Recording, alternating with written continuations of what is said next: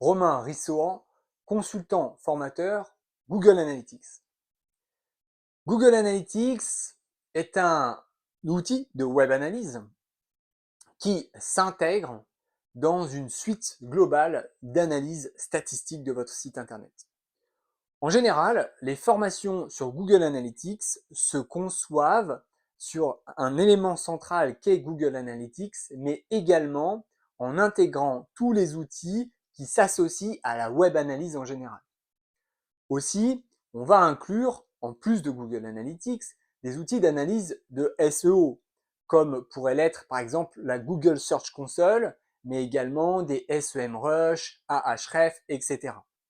On va également inclure des outils de web analyse concurrents à Google Analytics comme Matomo ou d'autres encore qui vont nous permettre de répondre à la question qu'est-ce que je fais si Google Analytics ne respecte pas les normes RGPD et est donc suspendu du jour au lendemain.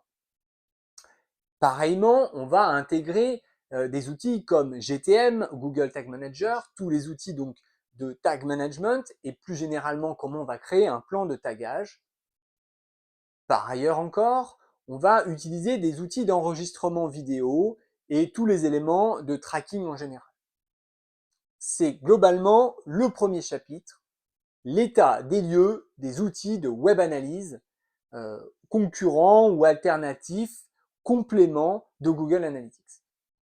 Deuxième chapitre, comment je les mets en œuvre, comment je les mets en musique, comment je les utilise au quotidien. Donc, on a plein d'outils à notre disposition, mais à un moment donné, il va falloir avoir une lecture des informations pour répondre à des problématiques données.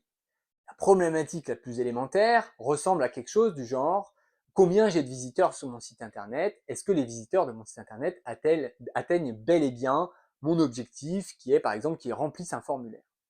Mais il y a des choses beaucoup plus subtiles associées à cela, par exemple comme l'étude de l'expérience utilisateur, ou est-ce que le taux de rebond que j'analyse a un sens ou pas au regard de mon objectif. En général, il s'agit donc de dresser des use cases, des cas d'études, et on va, pour chacun d'entre eux, choisir les bons outils pour obtenir la réponse de la manière la plus rapide possible. C'est donc le deuxième chapitre, l'utilisation au quotidien de chacun de ces outils. Troisième grand chapitre, les subtilités techniques. Donc, il est important de comprendre comment fonctionnent ces outils et quelles sont leurs limites. Puisque pour certains outils, par exemple Google Analytics, le temps de passage, le temps de lecture d'une page est généralement faussé. Parce que dans mon exemple, en fait, quand un visiteur regarde une page, si cette page est la dernière que celui-ci a vue, Google va pas avoir de temps de navigation vers une autre page et donc du coup va considérer que le temps de lecture de la page est de 0. Voilà, donc on va voir en fait toutes les limites de chacun de ces outils, comment on va exclure par exemple les bots de nos navigations de recherche, comment on va créer des outils d'eye tracking, de line monitoring.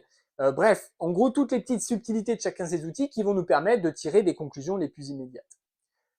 Associé à cela, on va créer des tableaux de bord avec des outils comme l'ancien Google Data Studio, en gros des tableaux de bord d'un point de vue général qui vont nous permettre tout simplement de suivre notre activité de web analyse. J'espère vous retrouver bientôt dans ces formations Google Analytics et Web Analyse en général.